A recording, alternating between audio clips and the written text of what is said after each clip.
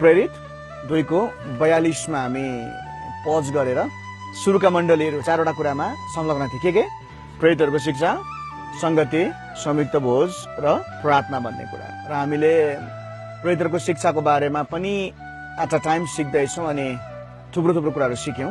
अनि प्रेयरमा आउँदै गर्दा हामीलाई परमेश्वरले रेभलेसन र अन्डरस्ट्यान्डिङको नयाँ उचाइमा लगिराख्नु भएको छ।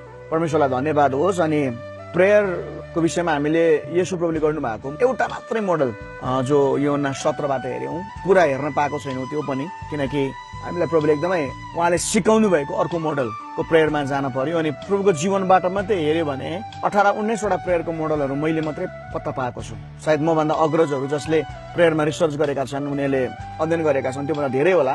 तर मैले रिसर्च गरेको, मैले अध्ययन गरेको र मलाई पवित्र आत्माले रिभिल गर्नु भएको 18 वटा एस्पेक्टलाई मैले छोकै छैन अझै। सायद यो महिनौ लाग्छ 18 एस्पेक्ट्स अफ प्रेयर भनेकन। सो तर यहाँ आइपुग्दै गर्दा हामी कहाँनिर आइपुगेका छौँ भन्दाखेरि येशू प्रभुले सिकाउनु भएको प्रार्थनाको हे हाम्रा स्वर्गमा बस्नुहुने पिता भनेर सम्बोधन गर्ने कुरा। अनि स्वर्गको बारेमा मैले भने जस्तै हामीले 0.1% अध्ययन गऱ्यौँ होला। अनि एउटा मान्छेको माइन्डमा के हुन्छ भने परमेश्वरको पहिलो फोकस चाहिँ पृथ्वी हो भन्ने हुन्छ। बिल्कुल होइन, परमेश्वरको पहिलो फोकस चाहिँ स्वर्ग हो। आज पनि कुनै प्रभुको दासले भनेको छ heaven is full of activities. स्वर्ग 1 सेकेन्ड पनि एक्टिभिटी बिना बस्दैन। पृथ्वीलाई नै हेर्यौँ भनेदेखिलाई पृथ्वी यति बिघ्न एक्टिभ छ। यद्यपि परमेश्वरले यो लकडाउनलाई अनुमति दिनु भएर पृथ्वीले एउटा रेस्ट पायो, प्रकृतिले एउटा रेस्ट पायो, त्यो एक ठाउँमा छ। तर पृथ्वीको स्पिडलाई हेर्दै गर्दा, रस लाइफलाई हेर्दै गर्दा पृथ्वी त यस्तो छ भने हाम्रो अधीनमा भएको पृथ्वी, तर स्वर्ग झन् कति एक्टिभ छ। अनि स्वर्गले एभ्री सेकेन्डमा नयाँ काम गरिराखेको हुन्छ, नयाँ कुरालाई क्रिएट गरिराखेको हुन्छ भने स्वर्गको बारेमा हामीले केही पनि जानेका छैनौँ, अझै सिक्न बाँकी छ। But when we came to the point father प्रेजेनिटरमा आउँदै गर्दा हामीले परमेश्वर कसरी फादर अनि मदर बोथ हुनुहुन्छ भन्ने कुरालाई हेऱ्यौँ। त्यस पछाडि हाम्रो बायोलोजिकल फादरहरू जसको वीर्यबाट परमेश्वरले हामीलाई जन्माउनु भयो, जसको सिडबाट हामी जन्मेका छौँ। एउटा त्यो सिडको, त्यो वीर्यको, त्यो ब्लडको, सिधै भनौँ त्यो ब्लडको एउटा इन्फर्मेसन हाम्रो बडीमा कुद्छ। अनि बाबु जुन ब्लडको क्लानबाट, जातिबाट आयो, त्यसरी नै यो बिब्लिकल पनि छ कि सेमको छोरा, हामको छोरा र येपेतको छोराले कसरी पृथ्वीको 3वटा रेसलाई है, जातलाई होइन 3वटा रेसलाई उनीहरूले तय गर्यो होइन, नेग्रो, मङ्गोलियन र आर्यन है। कसरी पृथ्वीमा यो 3वटा आर्य जाति, मङ्गोल जाति र नेग्रो जाति पृथ्वीमा फैलिएको छ, यो बेग्लै अध्ययनको विषय हो। अनि फादरको विषयमा आउँदै गर्दा एउटा विषयलाई मैले स्केपै गर्न सकिनँ। मलाई पवित्र आत्माले त्यो बारेमा पनि यो पुस्तालाई सिका भन्नुभएको जस्तो लाग्यो कारणले गर्दाखेरि एउटा विषयलाई मैले स्केपै गर्न सकिनँ। त्यो चाहिँ हो बाइबलमा कसलाई पनि पिता भनेर भनिएको छ, परमेश्वर बाहेक शैतानलाई पनि पिता भनिएको। तर फरक यो छ, परमेश्वरलाई ज्योतिको पिता भनिएको छ, हामीलाई ज्योतिको सन्तान भनिएको छ। येशू प्रभुलाई ग्रहण गर्नेहरूलाई, येशू प्रभुलाई ग्रहण नगर्नेहरूलाई अन्धकारको सन्तान अथवा अन्धकारका काम गर्नेहरू र शैतानलाई फादर अफ लाइज यानि कि झुटको पिता भनेर यूहन्ना 8ले डिफाइन गरेको छ। अनि अरू ठाउँमा पनि शैतानलाई पिताको रूपमा धेरै ठाउँमा बाइबलले बताउन खोजेको, तर फल्स पिताको रूप। अब यसो हेर्दै गर्दा यहाँनिर हामी के देख्छौँ भन्दाखेरि पिताको पनि 3वटा स्ट्रक्चरहरू देख्छौँ। एउटा हाम्रो पृथ्वीको बाबुहरू जसको वीर्यबाट हामी जन्म्यौँ, त्यसमा हाम्रो कुनै पनि चोइस थिएन। त्यस पछाडि चोइस चाहिँ हाम्रो कहाँनिर छ भन्दाखेरि स्वर्गीय बाबुलाई, स्वर्गीय पितालाई हाम्रो जीवनमा महत्व दिने कि स्वर्गभन्दा मुनिको सेकेन्ड हेभन र फर्स्ट हेभनमा पनि राज भएको र कहिलेकाहीँ थर्ड हेभनमा पनि, तेस्रो स्वर्गमा समेत एक्सेस भएको प्राणी जो सुरुमा एउटा चेरुबिम थियो, एउटा परमेश्वरको सिंहासनमा बस्ने एउटा शक्तिशाली र ज्ञान र बुद्धि र सुन्दरताले भरिएको लुसिफर थियो, जसलाई पछिल्लो समय आएर शैतान भनेर भनिएको छ। शैतान इङ्ग्लिसमा सैटन, एसएटिएन सैतान भनेको छ। र शैतानलाई जसले आफ्नो पिता मानेर भनेको, हामीले एउटा कुरो के सिकिराखेका छौँ भन्दाखेरि पिता भनेकै के हो त भन्दाखेरि हामीमा इन्फ्युज हुन्छ उसको कुरा। मैले भने अब जस्तै हामीलाई जन्म दिने, हामीलाई जन्माउने जसको वीर्यबाट, जसको सिडबाट, आमाको अण्डकोशबाट हामी जन्म्यौँ, त्यसमा त हाम्रो अप्सन थिएन। तर पनि हामी भित्र हाम्रो फादरको इन्फ्युजन छँदैछ, बायोलोजिकल फादरको, उनको ब्लड लाइन हामीमा इन्फ्युज छ, उनको रगतले हामी बनिएका हौँ। तर जब हामी जन्मेर हाम्रो चेतना खुल्दै जान्छ नि, हाम्रो सेन्सिटिभिटी खुल्दै जान्छ, त्यति बेला हामीसँग जहिले पनि चोइस हुन्छ। हामी भित्र भएको तीनवटा कुरा आत्मा, प्राण अनि शरीरलाई अब के कुराले इन्फ्युज गर्ने, के कुरा छिर्न दिने हामी भित्र। हामी ओपन दैलोहरू हौ, ओपन गेट्सहरू हौ। हामी हाम्रो माइन्ड भयो, कान भयो, आँखा भयो, नाक भयो, मुख भयो, हात भयो, खुट्टा भयो, इभन शरीर ढाकेको छाला भयो, जम्मैमा के छ? पुवालहरू छ। वी हेभ होल डिमोनिक र्यामलाई अथवा दुष्टलाई, शैतानलाई पनि हाम्रो माइन्डसम्म एक्सेस दिएको छ अथवा हाम्रो शरीरमा उसलाई एक्सेस दिएको छ। अनि दुष्टको वान अफ द फङ्सन्स भनेको उसले शरीरमा बिमारी ल्याउन सक्छ, बिमारी ल्याएर मान्छेलाई मार्न सक्छ। ठ्याक्कै 12:05 भएको थियो अनि मसँग प्रभु एउटा स्ट्रङ कुरा बोल्नुभयो। म मिडनाइटमा उठेँ अनि मेरो प्रार्थनामा म बसेँ अनि हिजो बेलुकी प्रभुले मलाई एउटा मजाको कुरा के सिक्न दिनुभयो भने नि, अहिले स्पिरिचुअल र्याममा एउटा लडाई के भइराखेको छ भने धेरैलाई प्रश्न छ। के प्रश्न छ भन्दाखेरि प्रभुको दासहरू, कतिजना प्रभुलाई पाएको व्यक्तिहरू किन चाहिँ यो अहिलेको परिस्थितिमा मरिराखेको छ भन्ने कुराहरू। अनि यसको एउटा उत्तर मैले आज राति पाएँ अनि मलाई स्पष्ट प्रभुले एउटा के कुरा बुझ्न दिनुभयो भने नि, जतिजना प्रभुको दासहरू, प्रभुको छोराछोरीहरू कति मरिराखेको छ नि, सबैजना न्याय पाएर मरेको भन्न मिल्दैन है त। पहिलो कुरो मैले अस्ति नै भनेको छु, जब मानिस गलत कुराबाट जाँदै गरेको हुन्छ, उसको जीवनमा गलत कुरा घट्दै गरेको हामी देख्छौँ, हामीले एउटा काम गर्नु हुँदैन, उसलाई के गर्नु हुँदैन? न्याय गर्नु हुँदैन, जज गर्नु हुँदैन। विशेष गरी सेवकको जीवनमा सेवक एउटा यस्तो ठाउँमा बस्छ जसको जीवनमा धेरैचोटि गलत कुराहरू हाल्ने प्रयास गरिन्छ, जसको बारेमा गलत कुरा भनिन्छ। म सेवक हो नि, मेरो बारेमा पटक पटक मान्छेलाई गलत कुरा, अक्युज गर्ने कुरा, किनभने शैतान भनेको के हो? अक्युजर हो, दोस्याउने। यो घटनाहरू घट्छ जीवनमा, त्यति बेला हामीले गर्न नहुने कुरा चाहिँ के भने उसको जीवनको विषयमा हामीले के गर्नु हुँदैन? न्याय गर्नु हुँदैन, किनभने परमेश्वरले हामीलाई न्यायाधीशको आसनमा राख्नु भएको छैन। हामी पनि उहाँ जस्तै एउटा मानिस हौं। अझ बाइबलमा पौलले के भनेका छन्? Who are you to accuse God's servant? परमेश्वरको सेवकलाई दोस्याउने त को होस् भनेको छ।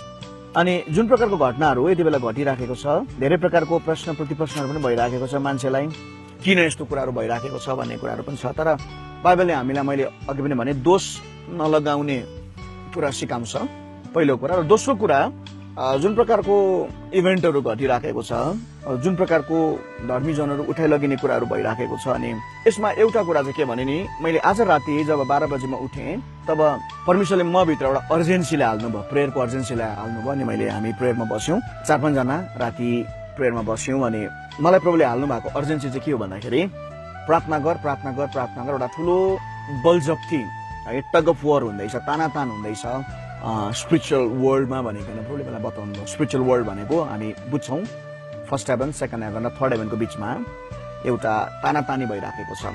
अनि यो समयहरूमा नि दुष्टले नि एउटा मान्छेको जीवनमा ठाउँ पाएर, कहीँ कतै ठाउँ पायो। अनि सबैभन्दा डरलाग्दो कुरा चाहिँ नि, इभन प्रभुको सेवक सेविकाहरूले पनि मुखले कन्फेस गर्यो, घोषणा गर्यो, यस्तो हुँदैछ, यस्तो हुँदैछ, जोगिनु पर्छ, यो लाउनु पर्छ, त्यो गर्नुपर्छ, त्यो चर्कनु पर्छ, दिस एन्ड द्याट। यति बिघ्न त्यो आउँदै गरेको अन्धकारलाई नि उनीहरूले यति बिघ्न अप्रिसिएट गरेको जस्तो भयो नि, दुष्टले सट्टै ठाउँ पायो कतिको जीवनमा। यसको मतलब उनीहरूले पाप गरेर, अधर्म गरेर, ठुलै व्यभिचारै गरेर पनि होइन, हो कतिको जीवनमा त्यो पनि डेफिनेटली छ। किनभने दुष्टलाई मौका दिने बित्तिकै उसले के पाउँछ? ठाउँ पाउँछ जीवनमा। र तर सबैको चाहिँ त्यस्तो होइन है त। कतिले चाहिँ कन्फेस मात्रै गर्यो, कन्फेसन। त्यही भएर हामीले वर्षौंदेखि के सिकायौं?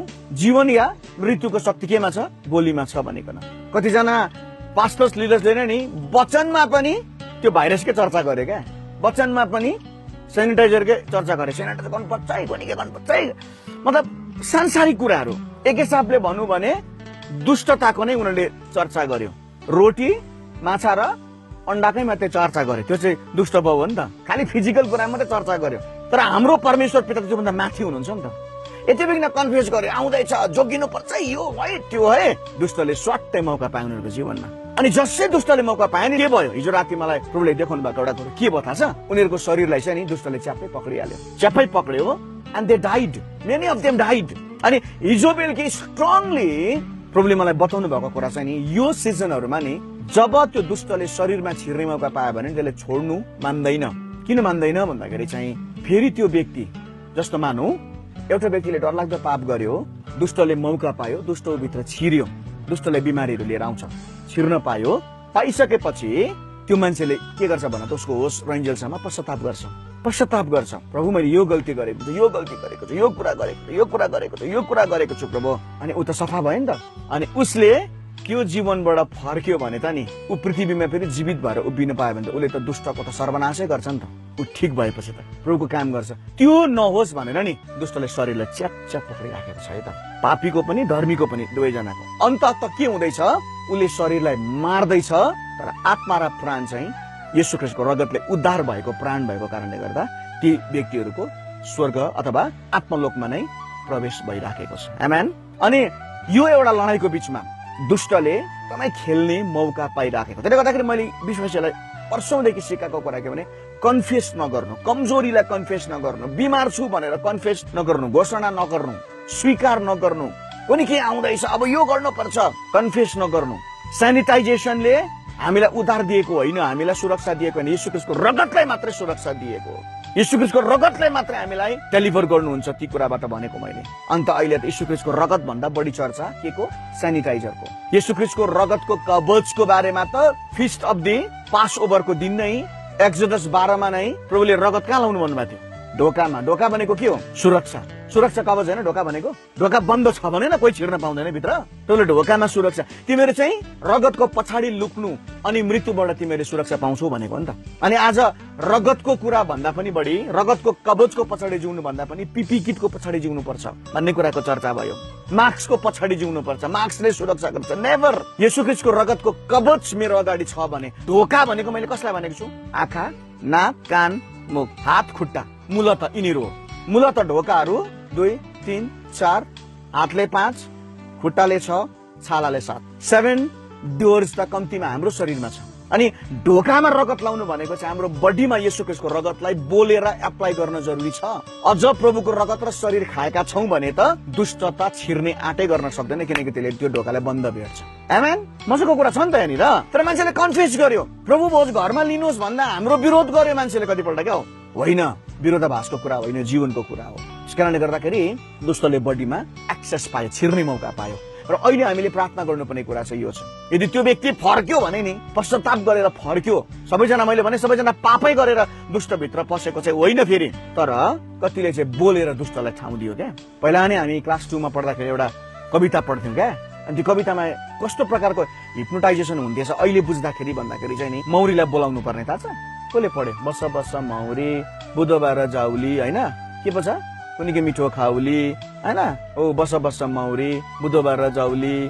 अनि माइन्ड त्यसरी हिप्नोटाइज हुन्थ्यो कि त्यो पढ्दै गर्दाखेरि, मौरी आएको फुलमा बसेको। अनि एकदमै त्यो लिटरली पनि हुन्थ्यो फेरि, किनभने त्यो बेलाको टाइममा मौरी बस्थ्यो, आउँथ्यो घरमा। अनि त्यो लेख्नेले यस्तो मजाले लेखिदिएको छ, हो बस बस मौरी भने जस्तै अहिलेको भाइरसलाई पनि मान्छेले बोलेर बोलाइराखेको क्या। अब यस्तो भयो अरे, अब आउँदैछ अरे, अब कतिजना पास्टर बाबुहरू के लेख्छन् भन्दाखेरि, ल है अब त जाने भयो, मित्रहरू भेटिराखौँ भन्ने पनि लेख्छन्। अब त्यो कन्फेसन हुन्छ नि। मेरै अस्ति एकजना भाइले कविता लेख्यो जोसँग म पटक्कै सहमत छैन क्या।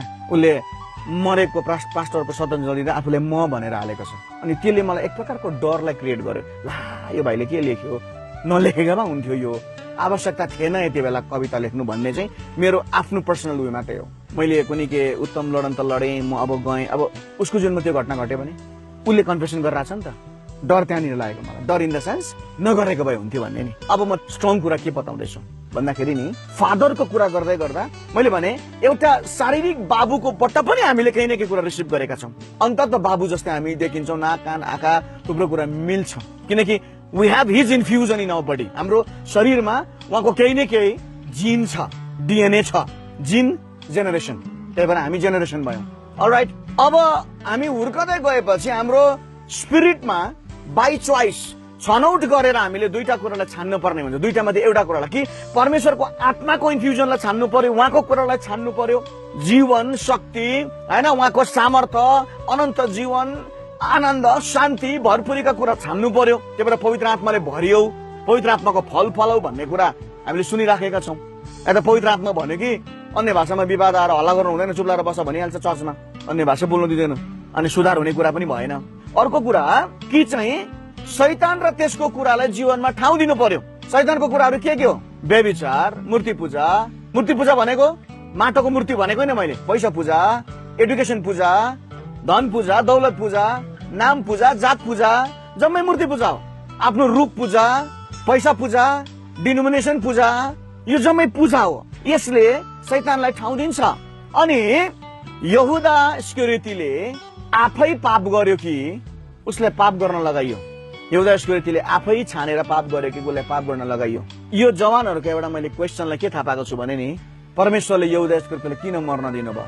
यदि परमेश्वर ग्रेट हुनुहुन्थ्यो, परमेश्वर ठिक हुनुहुन्थ्यो भने यहुदा इस्करियोतीलाई किन छान्नु भयो? अनि ऊ किन कन्डेमनेसनमा गयो? ऊ किन झुन्डेर मर्यो? नहुनु पर्ने त।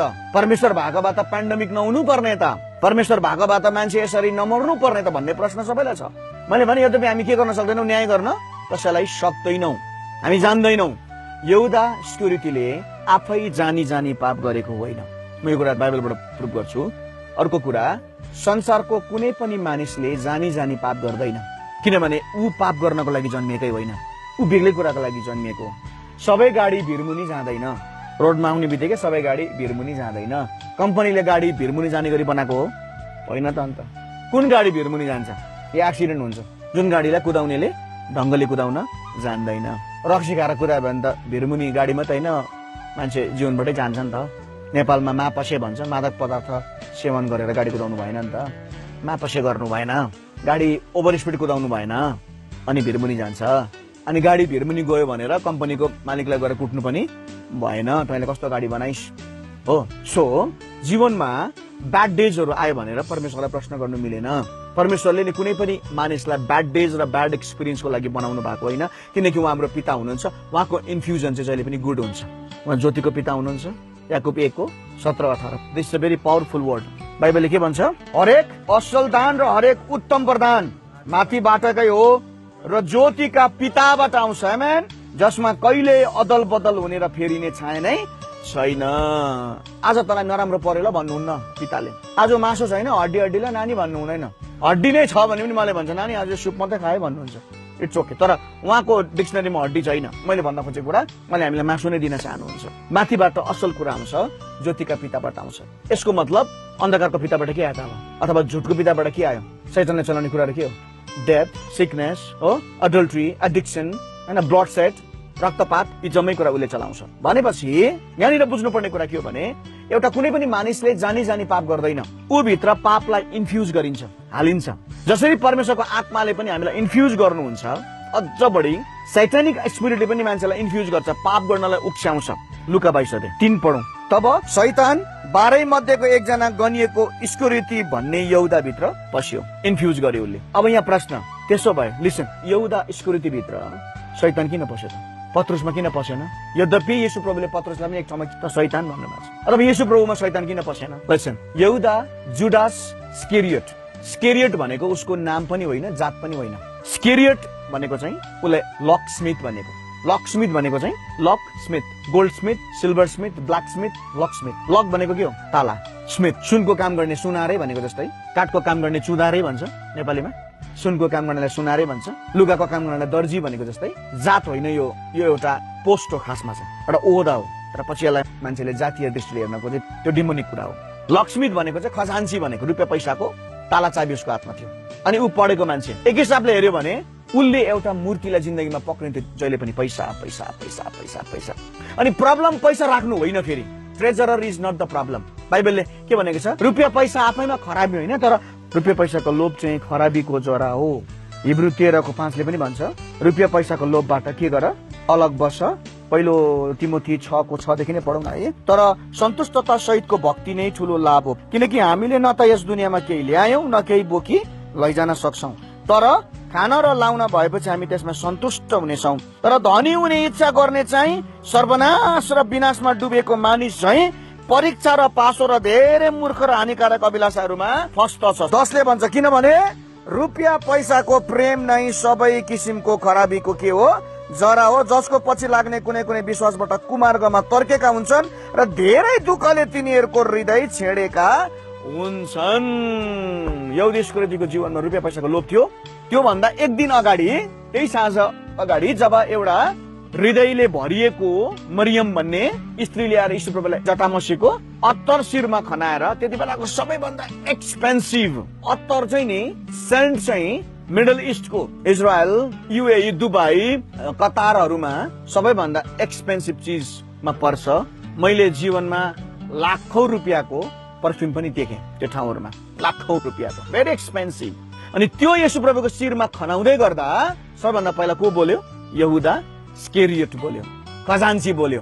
यो वेस्ट भयो, यो पैसा त जम्मा गर्नु पर्थ्यो। उसले गरीबलाई भनेको चाहिँ उसको त्यो बनाएको मात्रै हो, तर ऊ यति बिग्न रुपियाँ पैसाको लोभी मात्र होइन, उसले आफ्नै प्रभुलाई पनि 30 टुक्रा चाँदीमा बेच्यो। उसँग अलरेडी पैसा थियो, तर पैसाको लोभ ऊ भित्र जब सुरु भयो नि, अनि त्यो चाहिँ दुष्टले हालिदिएको उसलाई। धनको लोभीहरू जम्मै दुष्टद्वारा इन्फ्युज भएको व्यक्तिहरू। अब यो भन्दै गर्दा कतिलाई अफेन्ड हुन्छ, धनीहरू होइन है, धनीहरू होइन, धनको लोभीहरू चाहिँ। फेरि धनी त परमेश्वरले धनी तुल्याउनुहुन्छ, यो बाइबलको आशिष हो। आमेन। परमेश्वरलाई पछ्याउने मान्छेलाई मलाई धनी तुल्याउनुहुन्छ, तर धनकै लोभ गर्न सुरु गरेपछि त्यही मूर्ति पूजा हुन्छ। अनि यहुदाको जीवनमा धन नै मूर्ति भयो। अनि यहुदाले आफ्नो चोइस त गर्यो, तर उसलाई त्यो चोइस गराउने चाहिँ दुष्टले काम गरेको थियो। दुष्टले उसलाई एन्करेज गरेको। हरेक मान्छेले जब पाप र गल्ती गर्छ नि, उसलाई दुष्टले, फादर अफ लाइजले, झुटको पिताले, फादर अफ डिसेप्सनले तँलाई राम्रो हुन्छ गर्न, सुसाइड गर्न लगाउने भूतात्मा हो। घटना परिस्थिति होइन, भूतात्माले हो। झुन्डिन। मैले सुसाइडबाट बचेका मान्छेहरूसँग इन्टरभ्यू लिएको छु। उनीहरूले मजाले भनेको छ, डोरीको गाँठो पार्न सिकाइदिन्छ। नभए 10 वर्षको नानीले गएको समय सुसाइड कसरी गर्न सक्छ? सुर्काउने बनाएर जुत्ताको लेस पनि बाँध्न सक्दैन त्यो नानीले। मर्ने गरी सबै दुष्टले पिक्चराइज गरिदिन्छ। ढुन्डेर यसरी मर, यसरी खा, ड्रग्स खा, व्यभिचार गर, रेप गर्ने स्पिरिट जम्मै दुष्टबाट आएको इन्फ्युज गरिदिन्छ।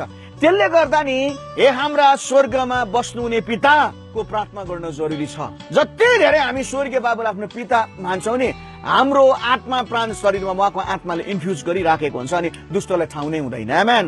That is the thing. त्यही भएर प्रभुको रगत लिइरहनु पर्छ। हाम्रो ब्लडमा नि प्रभुको रगतको ज्योति आइरहेको हुन्छ नि, ज्योतिको अगाडि अन्धकार टिक्नै सक्दैन। That is the thing. तर अहिले दुष्टले यस्तो योजना बनाइदियो, चर्च बन्द, प्रभु भोज बन्द, अनि घरमा प्रभु भोज लिनु हुँदैन भनेर एउटा सिद्धान्त बनाइदिएको छ। Doctrine that is also wrong. Babylonian doctrine हो त्यो, एक ठाउँमा मात्रै गर्नुपर्छ भन्ने कुरा। प्रेरितीय समयहरूमा उनीहरू प्रत्येक घरमा प्रभुको भोज खान्थे, अनि प्रभुले त्यो घरलाई सुरक्षा दिनुहुन्थ्यो, वृद्धि दिनुहुन्थ्यो। That is the thing. आज हामीले एउटा कुरा सिक्यौँ। मैले यो एन्टायर एपिसोडमा सिकाउनु खोजेको कुरा चाहिँ के हो भने, हरेक मान्छेले पाप गल्ती गर्दै गर्दा ऊ आफैले गरेको हुँदैन, दुष्टले उसलाई इन्साइट गरेको हुन्छ, दुष्टले उसलाई भित्रबाट जागरुक गरेको हुन्छ। Is that clear? त्यसले गर्दा बाइबलले भन्छ परमेश्वरको अधीनमा बस, दुष्टको विरोध गर, त्यो तिमीहरूबाट भाग्नेछ।